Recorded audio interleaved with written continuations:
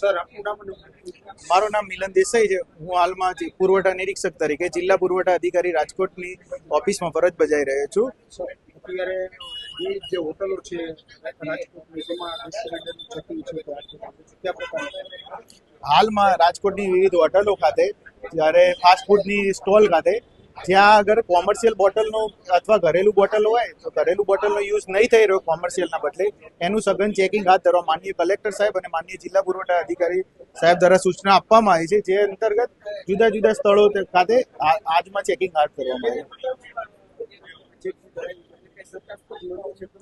ગઈકાલે યાજ્ઞિક રોડ ઉપર ટોટલ 20 થી 25 હોટલોમાં ચેકિંગ હાથ ધરવામાં આવ્યું હતું, ત્યાંથી ત્રિકોણ બાગ સુધી.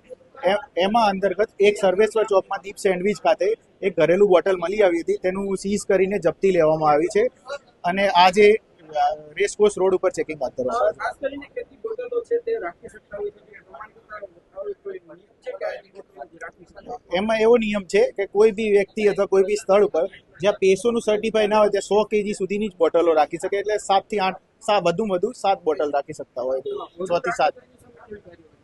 વધુ બોટલ જો રાખવામાં આવે તો એની જપ્તી લેવામાં આવે છે. મામલતદારશ્રીની હાજરીમાં એ કાર્યવાહી કરવામાં આવતી હોય છે. ખાસ કરીને વાત કરવામાં આવે રાજકોટના રિંગ રોડ અને યાજ્ઞિક રોડ બીજા વિસ્તારમાં ચેકિંગ ક્યારે હાથ હવે ધીરે ધીરે ફેસ મેનરમાં જેમ સર માર્ગદર્શન આપતા જશે કે જે એરિયા નક્કી કરતા જાય એ મુજબ ચેકિંગ હાથ ધરવામાં આવતું હોય છે.